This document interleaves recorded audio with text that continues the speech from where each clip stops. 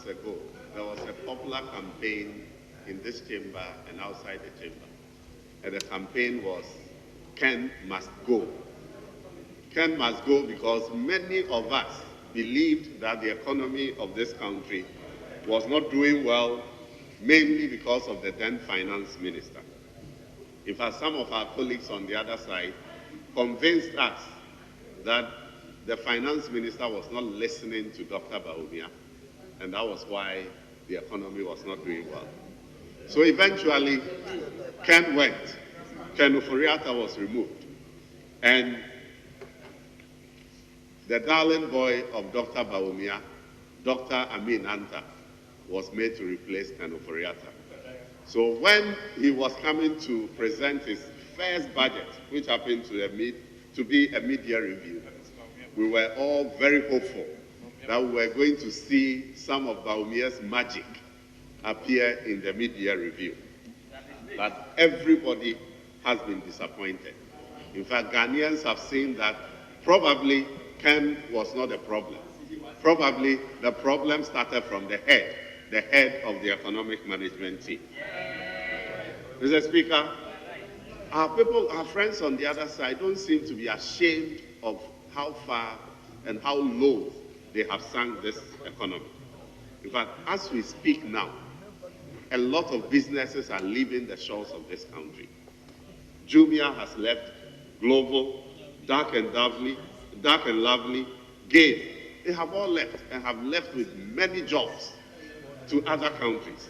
It is so surprising that people today prefer Benin as a business destination to Kwame Nkrumah's Ghana, to our Kwame Nkrumah's Ghana. Mr. Speaker, I was surprised hearing the Minister of State at the Ministry of Finance boasting about inflation rate of 23.2%. She should know that they inherited inflation rate of about 15.4% in 2016. That is about 800 basis points lower than what they are boasting about today. Mr. Speaker, Guta has made a profound statement about this media budget review. And they said that your economic gains are not felt by businesses. And that is profound. Regardless of all the figures you are throwing around, Ghanaians say they cannot feel the so-called economic gains that you are talking about. And Mr. Speaker, it is clear that they are out of touch with reality. I read on paragraph 363 that they are boasting that they have increased the feeding cost per person per day from 80 pesos to 1 cedi 50 pesos. What they don't realize is that the value of 1 cedi 50 pesos today is almost zero. If you discount it by the inflation rate, you realize that no value actually exists.